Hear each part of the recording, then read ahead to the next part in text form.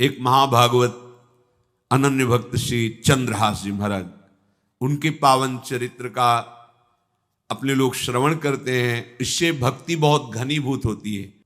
केरल देश में एक परम मेधावी सुधार्मिक नाम के राजा राज्य करते थे। धर्म पूर्वक चलना, प्रजा का पालन करना और भगवान नाम जप करना, शास्त्र विधि से बिल्कुल कभी प्रतिकूल एक भी आचरण जीवन में नहीं किया। तो उनके यहां महाभागवत चंद्रहास जी का प्रादुर्भाव होता है। भगवान के भक्तों का जिस कुल में प्रादुर्भाव होता है, वो कुल, वो ग्राम, वो नगर, वो देश परम पूजनीय हो जाता है। ये महाभाग्यशाली मूल नक्षत्र में प्रकट हुए। लौकिक में अमंगल माना जाता है और भाव में देखो तो मूल कौन है? नक्षत्र भगवान। ऊर्ध्वमूल मधा शाखा मुसत्थम प्राहुरव्ययम। सबके मूल कौन है? श्री भगवान। किस नक्षत्र में पैदा हुए? मूल में, भगवत स्वरूप। और लोक में माना जाता है कि मूलन में पैदा हुआ है लड़का, अमंगल है, कुछ नष्ट ही होगा, संसार बड़ा विचित्र है। जैसे बालक रोता है ऐसे उनकी आवाज में निकला कृष्ण कृष्ण। बड़ा आनंद हुआ सुधार्मिक राजा को कि हमारे कोई महाभागवत पधारा है, क्योंकि ये भजन करके पूर्व जन्म में ऐसी भागवती की स्थिति प्राप्त की कि अबोध अवस्था में ही श्रीमुख से कृष्ण नाम निकल रहा है। आनंद उत्सव मनाया जा रहा है। राजा है, राजकुमार प्रकट हुआ, और दूसरी बात वो स्वयं भक्त हैं और भगवान का ऐसा भक्त जो जन्म लेते ही कृष्ण नाम उच्चारण किया। ये आनंद ज्यादा दिन टिका नहीं। रोज बधाइयां हो रही, आनंद उत्सव मनाए जा रहे। शत्रु पक्ष के राजाओं ने मिलकर कहा यही अवसर है, आक्रमण कर दिया जाए और केरलाधिपति का सब पूरा महल घेर करके कोई एक भी न बचने पावे। शत्रु पक्ष के राजाओं ने घेर लिया। आसपास से राजा और सैनिकों ने घेर लिया। अब वो असावधान थे, आनंद में पुत्र हुआ है, बधाइयां, कोई संभावना ही नहीं थी। गुप्त रूप से शत्रु पक्ष के राजाओं ने आक्रमण करके घेर लिया। अब राजाओं की कई सेनाएं और इनकी असावधानी पूर्वक आनंदमयी वृत्ति में कोई पहले से पता हो तो तैयारी करते, तत्काल आक्रमण को रोकने का प्रयास किया पर असफल रहे। इनके सैनिक भी मारे गए, राजा भी मारे गए, राजमहल को घेर लिया गया, कोई भी एक भी बच के न जाने पावे। तो राजमाता जिनसे चंद्रहास जी का प्रादुर्भाव हुआ था, उन्होंने धाय मां को कहा कि मेरे पुत्र को बचाने में तुम समर्थ हो, मेरे तो प्राण नहीं बचेंगे, अगर ये लोग नहीं मारते तो मैं अपने पति के शव के साथ सती हो जाऊंगी। पहले ऐसी धार्मिक निष्ठा माताओं बहनों में होती थी कि धाय मां ने विचार किया कैसे बचा सकती हूं, आसपास तो सब सैनिक घेरे हुए हैं। तत्काल उसने विचार किया कि अगर हम इनको राजकुमार की तरह ले जाती है तो हमें भी मारा जाएगा और इनको भी मारा जाएगा। देखो कितनी विपत्ति जन्म लेते हैं। कोई प्रश्न कर सकता है कि महाभागवत जिनके घर में प्रकट हो तो वहां धन वैभव सुख संपत्ति बढ़नी चाहिए, यहां तो जन्म से ही जैसे वहां माता पधार, ये क्या है? तो श्री भगवान स्वयं कह रहे हैं यस्य तुष्टो ह्रहम पार्थ वित्तम तस्य हराम्यहम करोमि बंधु विच्छेदम सच कष्टेन जीवति। हे अर्जुन, मैं जिस पर बहुत प्रसन्न होता हूं, आप अपने ऊपर भगवान को बहुत प्रसन्न करना चाहते हैं, बहुत प्रसन्न करने में ये है, देख लो। कह रहे जिस पर मैं बहुत प्रसन्न होता हूं सबसे पहले उसका ऐश्वर्य नष्ट करता हूं। फिर क्या करता हूं? फिर बंधु बांधवों का, फिर क्या करता हूं? असाध्य रोग उसके शरीर में। बोले महाराज जी तुम प्रसन्न हुए हो कि पूरे के पूरे नाराज हो गए हो? बोले यही मेरी प्रसन्नता है। क्या? माया का नाश, अब एकमात्र भरोसा केवल भगवान का, दूसरा कोई नहीं। ये सबको पसंद नहीं आएगा। सब तो उस भगवान की भक्ति चाहते हैं कि अगरबत्ती धूप बत्ती तन मन धन सब तेरा स्वामी, क्या लागे मेरा। पर अंदर से कह रहे सब तन मन धन सब मेरा, क्या लागे तेरा। ऐसे तो चलेगी भक्ति। लेकिन कई बार सत्संग में पीछे धाम में कहा था कि भगवान को रिझाकर लोक मांगोगे तो चैन से रह लोगे, और अगर उनसे प्यार करने की बात मन में ठानी कि बस मुझे केवल आपकी आंखों में आंखों को मिला करके जीवन व्यतीत करना है, मुझे और कुछ नहीं चाहिए, तो फिर लाडले आपको दुशरिहा का कोई आश्रय रहने नहीं देंगे। ध्यान रखना, जितने दुशरिहा होंगे तो ये बर्दाश्त हो तो कदम आगे बढ़ावे। बहुत प्रसन्न हो जाओ ठाकुर हम पे, तो कह रहे यस्य तुष्टो हम पार्थ वित्तम तस्य हराम में हम करोमि बंधु विच्छेदम सच कष्टेन जीवती। जितनी श्वासें रहेंगी भयंकर कष्ट में उसको व्यतीत करने के लिए दूंगा। ये दंड नहीं है, ये पुरस्कार है। अनंत जन्मों का हिसाब बराबर करके कहीं इसकी वृत्ति मेरे से हट न जाए, ऐसे घेरे में डाल के अखंड चिंतन करवा के सजयति जयति जग उच्चरे। जाको करत श्याम सहाई प्रथम वर्णो कृपा क्रम हो विषय मूल गवाई। कुल कुटुंब बल वित्त हीनो दीन के दुखदाई। आपने को करजु लीनो आप ही अपनाई। कह रहे हैं अब मैं वर्णन करता हूं श्याम सुंदर जिस पर कृपा करते हैं उस पर कैसा बर्ताव करते हैं। बोले सबसे पहले उसके विषय भोगों का नाश कर देते हैं। फिर दूसरी कृपा कोई परिवार का, कोई मित्र, कोई रिश्ते नातेदार उसकी तरफ देखेगा भी नहीं। फिर ऐसा दुख प्रदान करते हैं कि केवल एक भरोसा रह जाता है, एक भरोसा, एक बल, एक आस विश्वास, बस नाथ आपके सिवा अब हमारा कोई नहीं। बस वहीं से जो चमत्कार प्रकट होता है, त्रिभुवन में कोई उसकी समानता नहीं कर सकता जिस पर ठाकुर की कृपा है। पर इस कृपा को हजम करने के लिए इसीलिए संत संग किया जाता है कि पहले से वो तैयार कर देते हैं। जैसे आर्मी की ट्रेनिंग होती है ना, ट्रेनिंग के बाद भी बॉर्डर में लगाया जाता है, ऐसे ही संतजन ये ट्रेनिंग देते हैं। अब जो टिके तो टिके, नहीं तो घर बैठे जाके। और अगर टिक गया तो गुरु मेहरबान, तो चेला पहलवान, भगवान भी परास्त नहीं कर सकते। उसमें ऐसी सामर्थ्य आ जाती है कि हर प्रभु के द्वारा दिए गए विधान को हंस करके स्वीकार कर लेता है। और ऐसा नहीं कि उसको कष्ट होता है। ये लोक भाषा में भगवान कह रहे हैं सच कष्टेन जीविता। नहीं तो जिस चिदानंद में वो सुख भोगता है वो ब्रह्मा को भी नहीं प्राप्त है जो भक्त को प्राप्त होता है। भक्त का वैभव दिव्य होता है, चिदानंदमय होता है। ये तो पापियों के पास भी वैभव है, रुपया पैसा कुटुंब परिवार। भगवान के दास के पास जो वैभव होता है वो अचिंत्य है, तुम चिंतन भी नहीं कर सकते, ऐसा वैभव होता है। धाय माने सेविका का रूप तत्काल लिया, जिससे पोछा झाड़ू लगाने वाले, और कुछ दोने पत्तल डाले, उनके नीचे चंद्रहास जी को डाला, ऊपर से करके इसे माथे पे रख के निकली। सैनिकों ने पूछा इसमें क्या है, तुम उनका राजघराने के दोने पत्ते जूठे दिखा। ऐसे नीचे किया तो देखा सब ऊपर जूठन पड़ा। हाँ चल निकल, जल्दी भाग यहां से निकल। बस वो भागी, बचा ले गई। वो कुंतलपुर पहुंची और वहां के जो मंत्री दृष्ट बुद्धि थे उनसे प्रार्थना की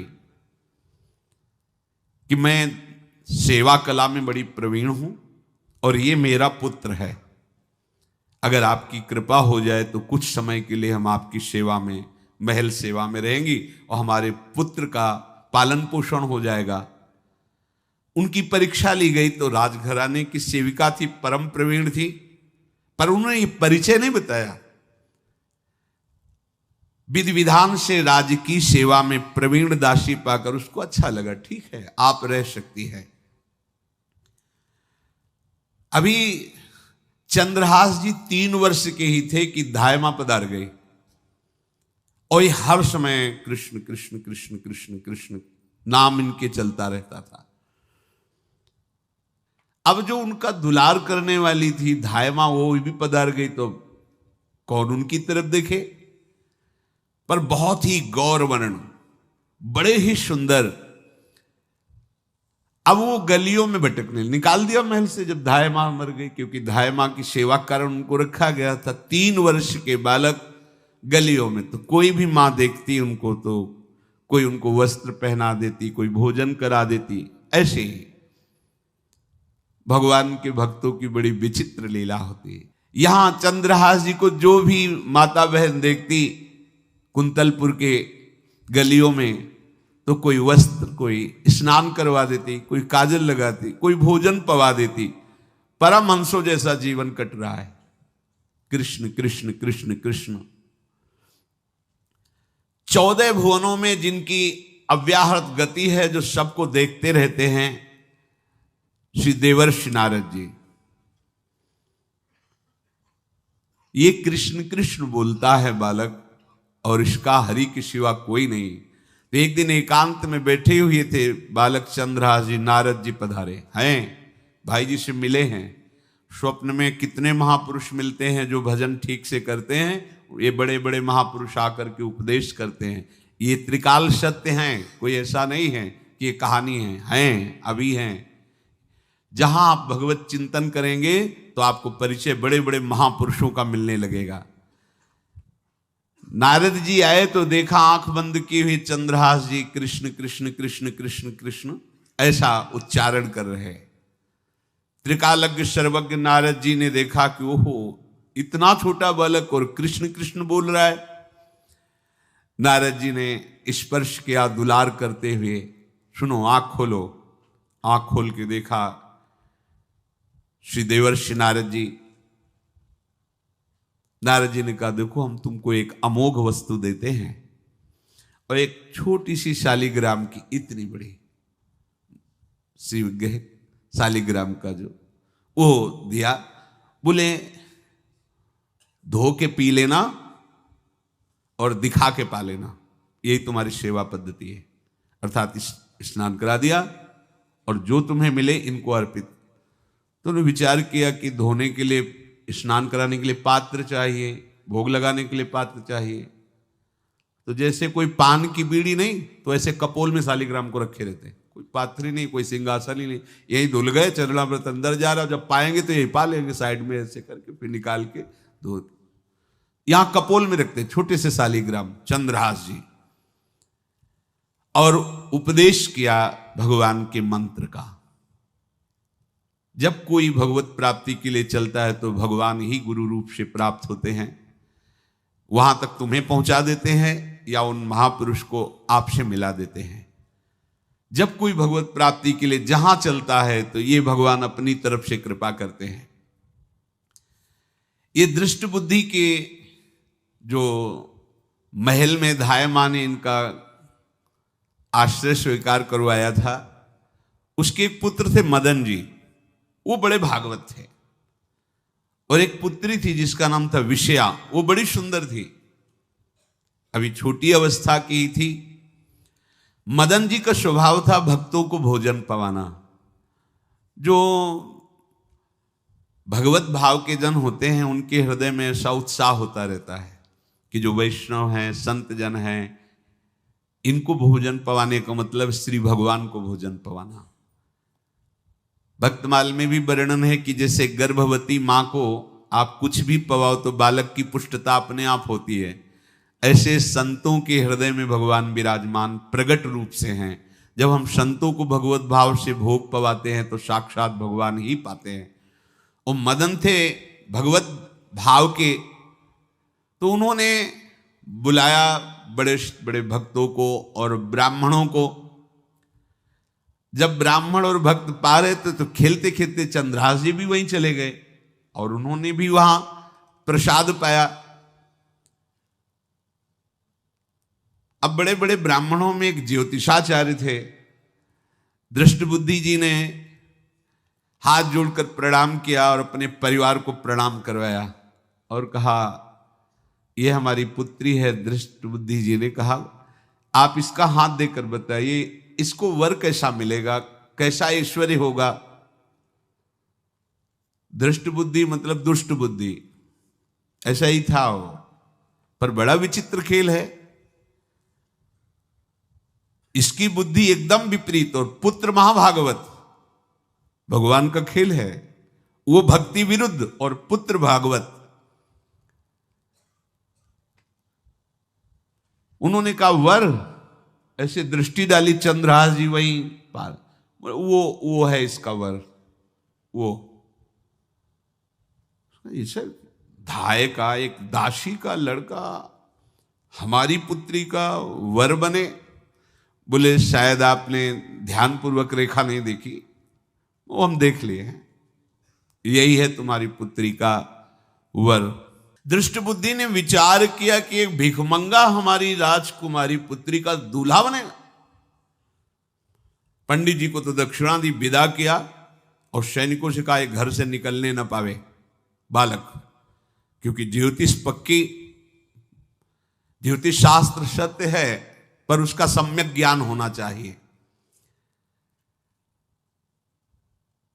भला मुझ सम्राट के मंत्री की पुत्री, वो महामंत्री हैं दृष्ट बुद्धि, और ये एक भिखमंगा कैसे हो सकता है? बड़ा हृदय में जलन हुआ, ये तो बड़ी अपकीर्ति और दुर्भाग्य का विषय होगा, इसी को मरवा डालते हैं, काम खत्म हो जाएगा। निश्चय किया और जल्लादों को बुलाया और कहा ये बालक जो पंगत में भोग पा रहा है, इसको ले जाओ और जंगल में मार के, और इसका कोई अंग हमें काट के दिखाओ कि हम मार, मतलब पक्का मार देना है। क्योंकि वो इतने सुंदर थे, इतने सुशील थे, इतने प्यारे लगते थे कि कोई भी मारने के लिए तैयार। इसीलिए उसने शर्त रखी, इनका अंग काट करके हमको प्रमाण में दिखाया जाए कि मार दिए गए हैं। चांडालों ने हाथ पकड़ा, चंद्रहास जी को ले गए। चंद्रहास जी का स्पर्श करते हुए उनको ऐसा दुलार होने लगा हृदय में, जैसे मां को अपने बच्चे से दुलार होता है। स्पर्श करते, दरस परस अघनाश, भक्त का स्पर्श ही पापों का नाश कर देता है। वो दो जल्लाद आपस में कहने लगे भाई जीवन हो गया लोगों को मारते हुए, कभी कोई पुण्य का काम नहीं किया। ये देखो भक्त संग का प्रभाव।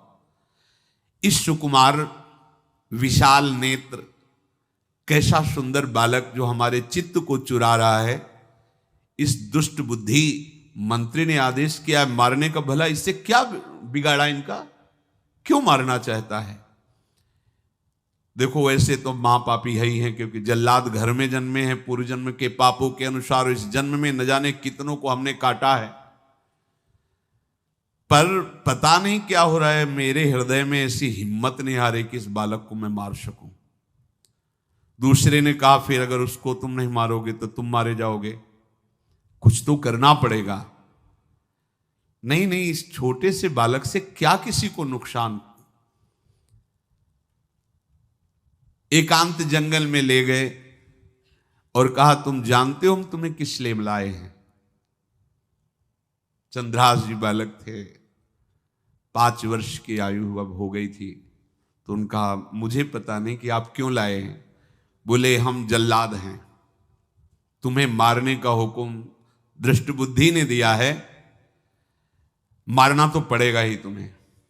हमारी इच्छा नहीं कि मारें, पर हम तुम्हें अंतिम बात पूछते, तुम्हें कुछ भी पसंद हो, कुछ भी, तो तुम कहो, हम तुम्हारे लिए ला के देंगे, जो तुम्हें चाहिए बोलो, पर हमें वध करना पड़ेगा तुम्हारा। तो उनका मुझे कुछ और नहीं चाहिए, बस थोड़ा सा समय चाहिए। यदि आप मारना ही चाहते हो तो थोड़ा हमारी पूजा है हम कर ले, इसके बाद मार लीजिए। आपको तो बल है, अस्त्र हैं, मैं तो बालक हूं। उनका हाँ हम तुम्हें समय देते, तुम किसी को पुकार भी सकते हो, जो तुम करना चाहो कर सकते हो। चंद्रहास जी का मुझे मृत्यु का भय नहीं, बस कुछ समय दे दी। पूरा महाभारत हो गया था, टिटिहरी के अंडे नहीं फूटे थे। वहीं टिटिहरी का, तो टिटिहरी एक पक्षी होती है ना, टे टे करके उड़ती है, तो उसके अंडों के ऊपर एक हाथी का घंटा हुआ, गिर गया ऐसे, सब पूरा महाभारत में सब नष्ट भ्रष्ट। वो अंडे वैसे सुरक्षित। तो जो प्रभु भारत युद्ध में राखे भरही अंड, सोई मुंह को राखे जो राखत ब्रह्मांड।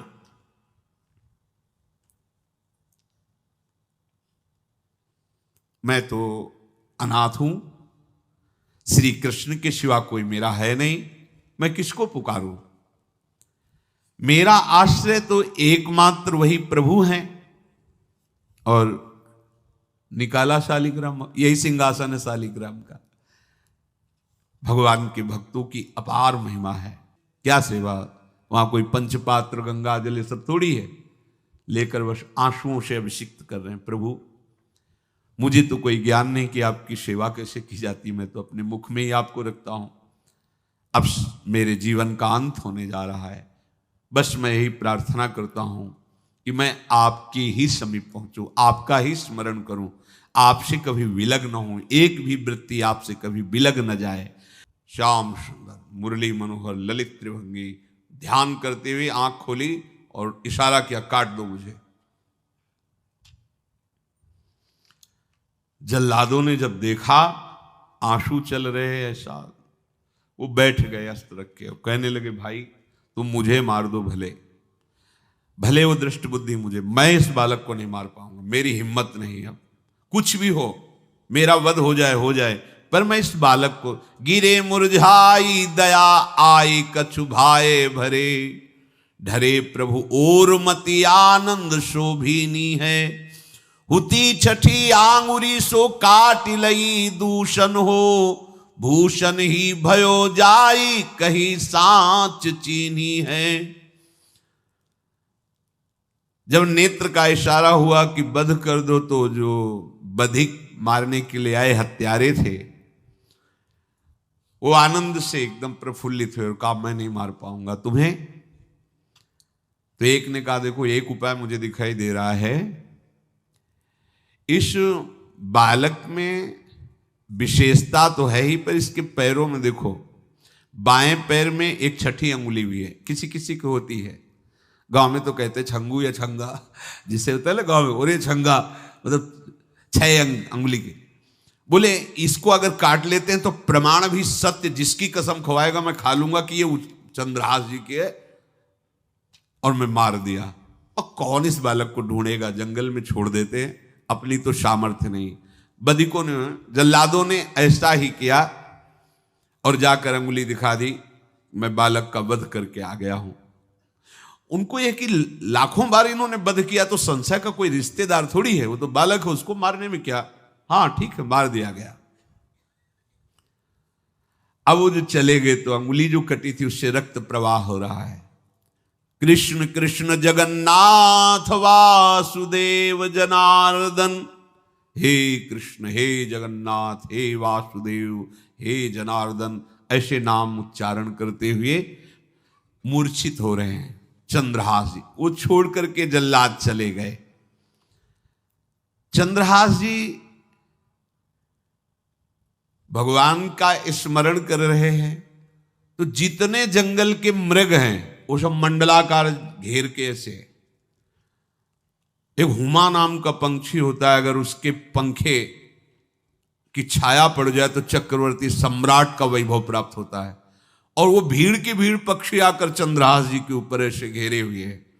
आसपास मृग मृगी मृग शावक सब घेरे हुए हैं। बीच में चंद्रहास जी कृष्ण गोविंद दामोदर माधव ऐसे उच्चारण कर रहे हैं। जो भगवान के चिंतन में मगन रहना अपना स्वभाव बना लेता है, तो देखो ऐसे हत्यारों के हृदय में भी दया गई, क्योंकि दया समुद्र भगवान का स्मरण जो करते हैं उनमें ऐसी महामहिम दिव्यता आ जाती है। कोई भी कितना भी निर्दयी हो, अंदर से वो भले जल रहा है द्वेष के कारण, पर कहीं ना कहीं ये द्वेष आंतरिक राग का सूचक हो। वो भी भक्त को प्यार करता है, पर भक्ति ना होने के कारण वही उसका राग द्वेष में बदल जाता है। कोई भी हो, अंदर से जब भक्त के प्रति जलन पैदा करता है तो उसमें मूल होता है भक्त की महिमा, भक्त का महत्व, पर उसे ना प्राप्त, जैसे कहते हैं कि वो अंगूर खट्टे हैं और हट नहीं प्राप्त कर पाए तो अंगूर खट्टे हैं। बकाया महत्व तो सब के अंदर होता है। दुष्ट से भी दुष्ट के अंदर भगवान के भक्तों का महत्व होता है, क्योंकि सबके हृदय में भगवान विराजमान है। अब चंद्रहास जी भगवत स्मरण करते हुए पक्षियों के और मृग आदि के बीच में हैं। उधर भगवान का एक विधान तैयार होता है। वह देश भूमि में रहत लघु भूप और सुख सब एक सुत चाह भारी है।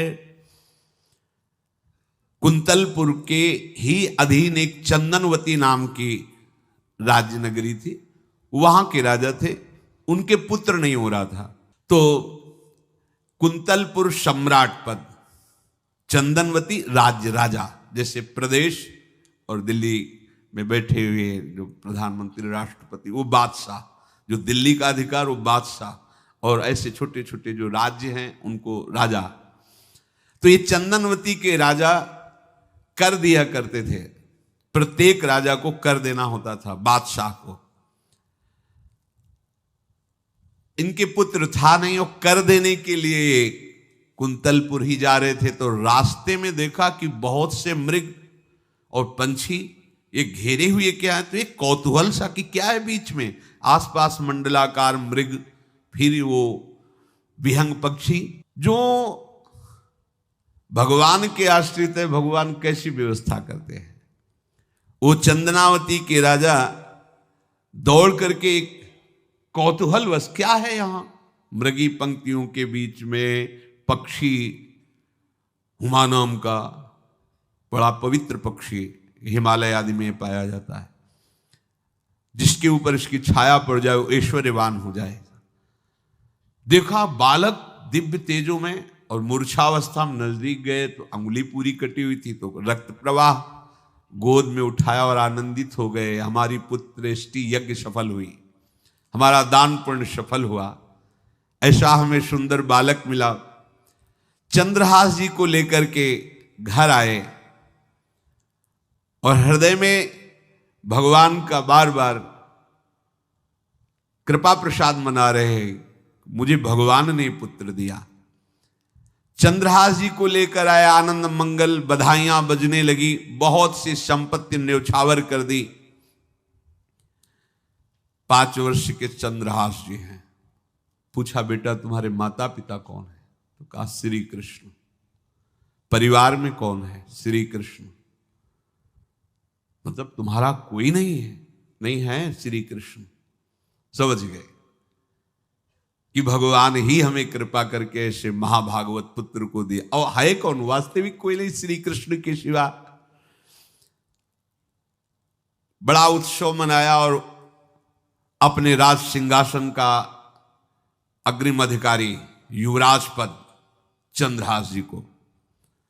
अब तो पूरे राज्य में आनंद की वर्षा हो रही।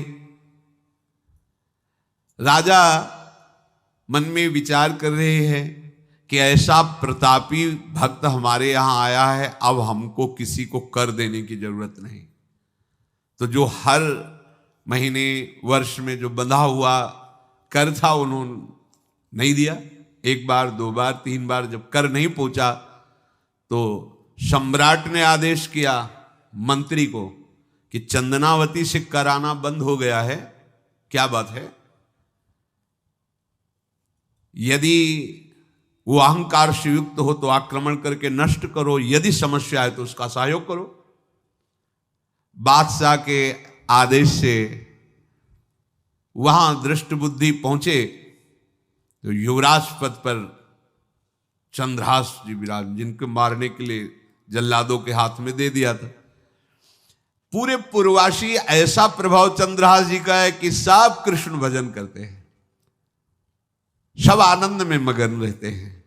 चंद्रहास जी थोड़ा सयाने हो गए थे तो पूर्ववासियों को उपदेश देते, 1 बार हमारे राज्य में भोजन पाया जाएगा 24 घंटे में, और सबके घरों से आरती की शंखनाद घंटानाद सुनाई देना चाहिए। सबके यहां शाम के रोज नाम कीर्तन और भगवत कथा होनी चाहिए, क्योंकि आयुष्यम चपलम तादृक जल बुद्बुद सन्निभम चिंतयध्वम जनामूढ़ा माधवम वर्षम सुस्थिरम। भाइयों, ये आयु बड़ी चंचल है, कब शरीर छूट जाए पता नहीं, पानी का बुलबुला कब फूट जाए कोई पता नहीं। इसलिए माधव श्री कृष्ण का नाम कीर्तन, उनकी आरती पूजा, उनका ध्यान और 1 टाइम भोजन। पूरे नगर में अब सोचो कितना भक्ति का प्रभाव होता है। पूरा नगर में, हर घर में आरती, पूजा, कीर्तन। चक्रवर्ती सम्राट के लक्षण स्वाभाविक चंद्रहास जी में प्रकट होते थे। अब दृष्ट बुद्धि जब वहां गया, देखा युवराज पद पर, पहचाना कि वही बालक है, ये तो चंद्रहास है, क्योंकि काफी समय तो महल में ही रहे थे धाय मां के साथ और अच्छे से पहचान थी।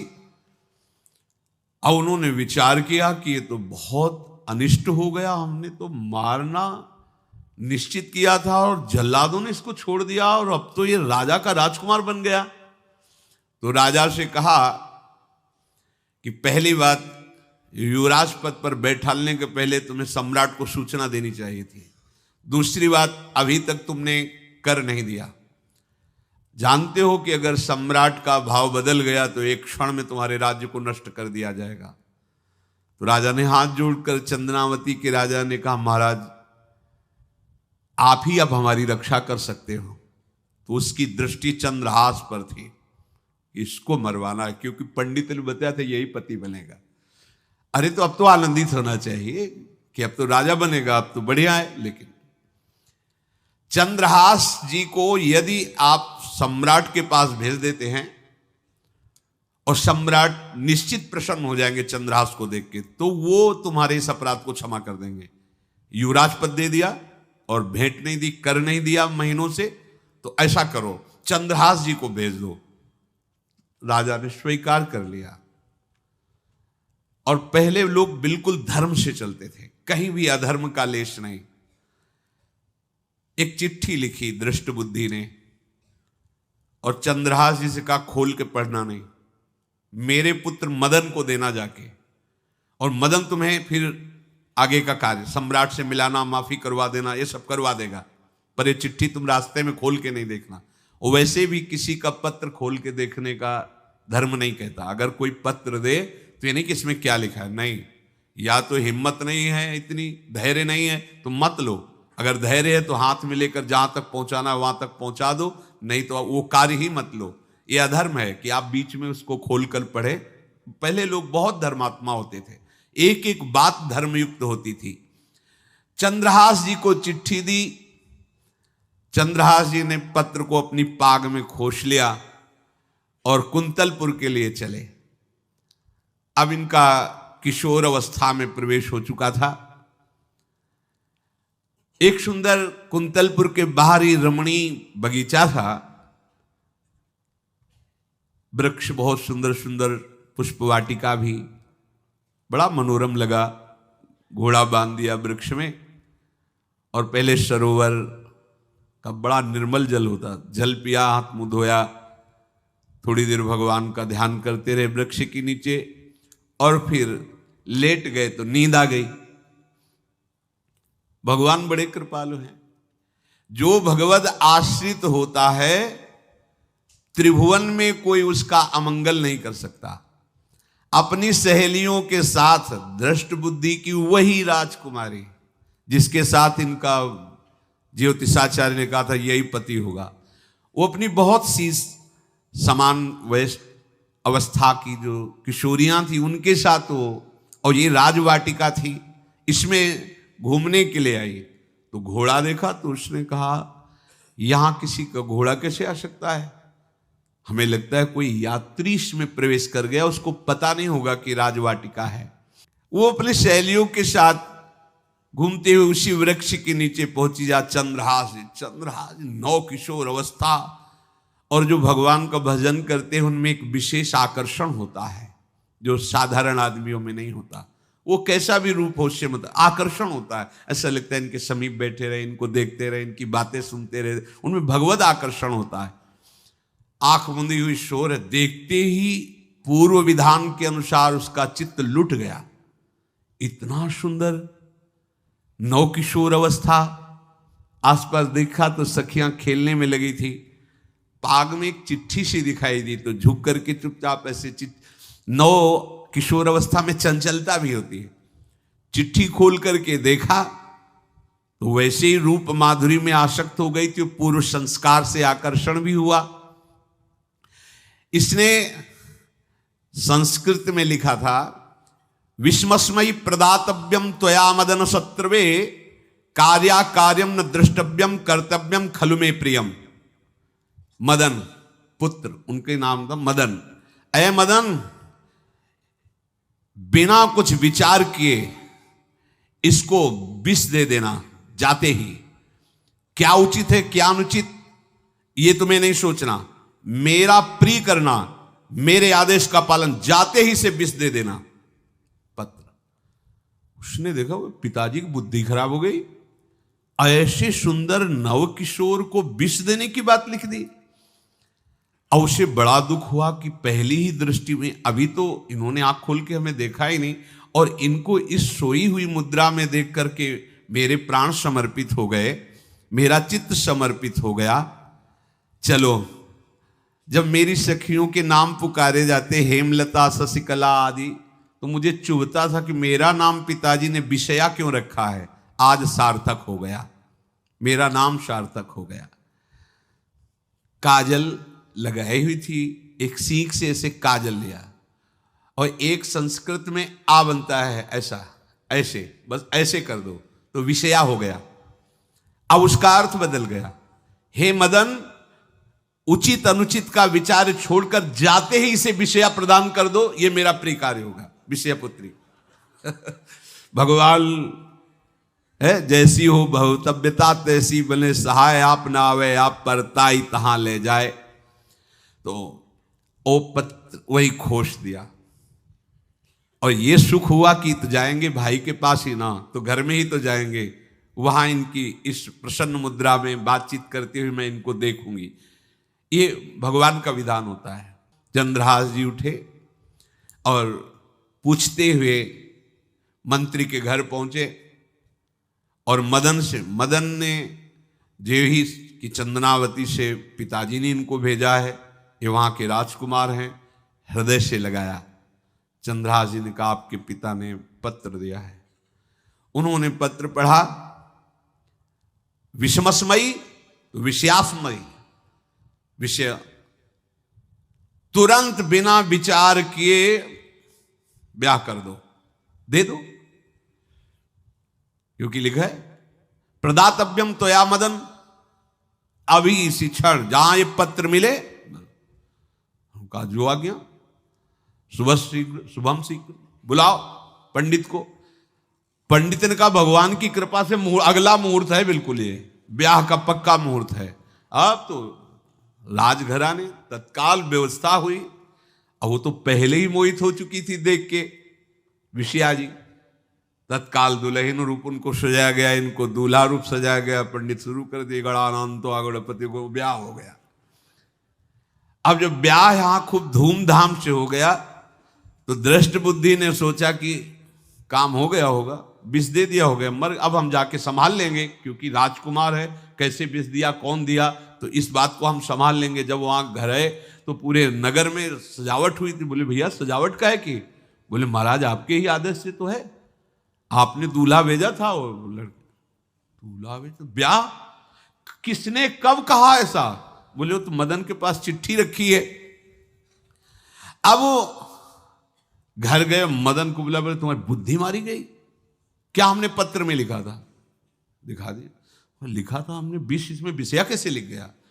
काजल से ऐसे, और पहले स्याही काजल की ही होती थी, तो ऐसे भगवान सब कुछ बना देते हैं। उनका पिताश्री एक भी अक्षर आपकी आज्ञा का उल्लंघन, आपने लिखा था बिना विचार किए उचित अनुचित का हमारी आज्ञा का पालन किया जाए। विषया प्रदातव्यम मदन, मेरा नाम लेके आपने संबोधन करके, ये देखो ये लिखा हुआ है, इसमें हमारी त्रुटि क्या है?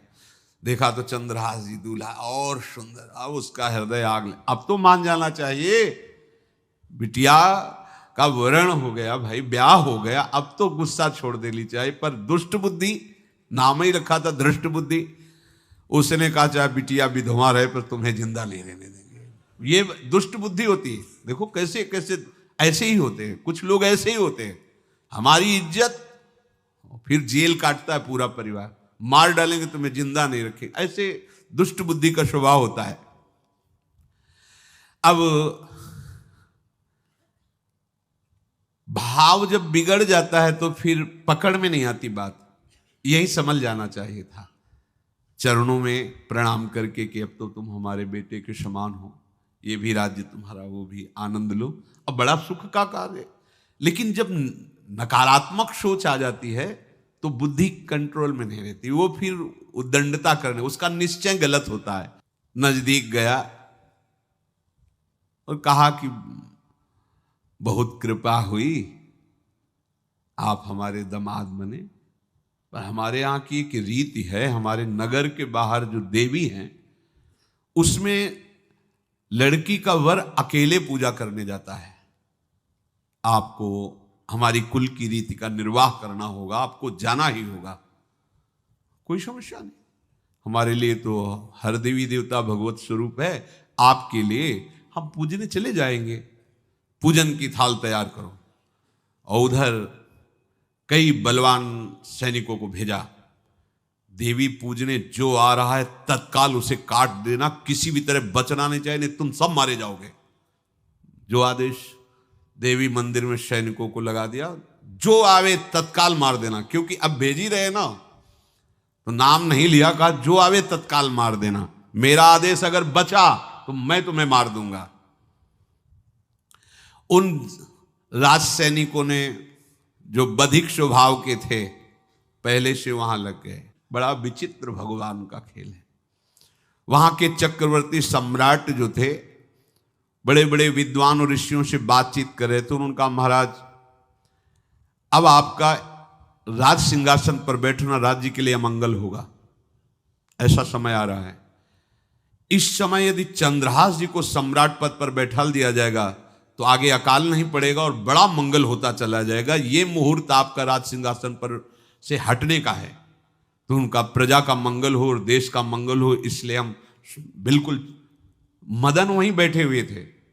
सचिव ने कहा तुरंत जाओ और जो तुम्हारे बहनोई बने हुए हैं चंद्रहास जी को लाओ। तो भागे। तो जो और सैनिक राज सैनिक थे पूछा किधर जा रहे हो? बोले वो अपने बहनोई चंद्रहास जी। बोले वो तो देवी पूजा के लिए गए। तो घर में जाके वो सीधे आगे बढ़े, तो जा ही रहे थे थाल सजा कर देवी। बोले सुनो इसी समय मुहूर्त है, आपको देवी पूजा हम कर लेंगे जाके, या हम थाल लेके वहां बैठे रहेंगे, पहले सम्राट पद का वो अभिषेक करो फिर देवी पूजा हो जाएगी। ये तो घर की बात है, और देवी पूजा मैं करके आ रहा हूं, वो देवी पूजा के लिए और वो सम्राट पद के लिए बीच से ही। दौड़े सुख पाई जाय मगही में लियो जाए, दियो सो पठाई नृप रंग माही भीजिए। अब जो सम्राट थे तो बहुत आनंदित हो गए, क्योंकि भगवान का भक्त तेजस्वी और बलवान शूरवीर योद्धा जो सम्राट पद पर बैठेगा तो अकाल नहीं पड़ेगा, सुख की सब प्रजा को वृत्ति प्राप्त होगी। बड़े आनंदित होकर इनका सम्राट पद पर अभिषेक हो रहा है। और दृष्ट बुद्धि के पुत्र जो मदन संतों और भक्तों का आदर करते थे, वो देवी पूजा, और वहां पहले उसने बोल रखा था जो आवे तो देवी अपमान ते न डरो सम्मान करो, जात मारी डार्यो या सो भाष्यो भूप लीजिए। चंद्रहास जी का सम्राट पद पर अभिषेक और मदन जी का देवी मंदिर में प्रवेश, और सैनिकों ने काट के फेंक दिया मदन को। ये जो पे कृपा रघुपति कृपाल की, बैर और की कहा सरे होई न बाको। बार भगत को जो कोई कोटि उपाय करे, गोस्वामी तुलसीदास लिख रहे, भगवान का कृपा पात्र जो भक्त है, किसकी ताकत है कि उससे बैर कर सके। चाहे कोई त्रिभुवन में हो, भक्त का बाल बांका नहीं कर सकता, चाहे करोड़ों करोड़ों उपाय कर ले। और तके नीच जो मीच साधु की, सो पामर ते मीच मरे। वेद विदित प्रहलाद कथा सुनि, को न भगति पथ पाम धरे। अगर तुम जिस भाव से साधु को नीचा दिखाना चाहोगे वही भाव तुम्हारा सर्वनाश कर देगा। वैसे ही देखो सर्वनाश हुआ ना, एक ही पुत्र और इसके आदेश से वह उल्टा खेल हो गया, पुत्र की ही हत्या हो गई और चंद्रहास जी को सम्राट पद पर अभिषेक किया जा रहा है। अब दृष्ट बुद्धि ने बड़ी प्रसन्नता अंदर है कि वो तो मार दिया गया होगा। सैनिक आए और बोले महाराज आपके पुत्र का वध हो गया है। पुत्र का वध कैसे? बोले आपने कहा था जो आए उसे मार देना, तो आपका पुत्र ही थाल लेकर पूजन, वो तो चंद्रहास, बोले उनका तो अभिषेक हो गया सम्राट पद पे। ये कैसे हो गया? अब अंदर भारी दुख उनके हृदय में। उन्होंने बताया कि तुम्हारे पुत्र को तो हम लोगों ने ही काट डाला आपके आदेश के अनुसार, आपने कहा था जो जाए उसे काट। अब तो छाती पीट पीट के, माथा फोड़ फोड़ के खूब रो रहा है। किसी का कोई भी बस नहीं चल सकता भगवान के भक्त के ऊपर। तंत्र मंत्र दुनिया का जितना भी सामर्थ्य है, ये भक्ति को ऐसे खिलवाड़ नहीं है। अब वो बार बार मैं कितना भागी, हाय मैं कितना भागी, अपने पुत्र को ही मरवा दिया, ये हाहाकार करके रो रहा है। चंद्रहास जी ने जब सुना तो उन्होंने कहा अरे मृत्यु तो मेरी निश्चित थी, फिर मदन भैया को वो मेरी मृत्यु प्राप्त हुई।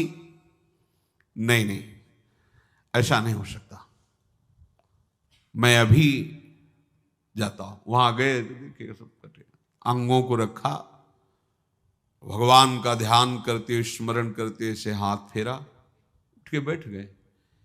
अब ये घटना तो उनको पता नहीं थी, दृष्ट बुद्धि को उन्होंने खोपड़ी फोड़ करके अपनी हत्या कर ली। उनको जिला के आए तो फिर उनको जिलाया और कहा पिताजी अब कृष्ण कृष्ण जपो।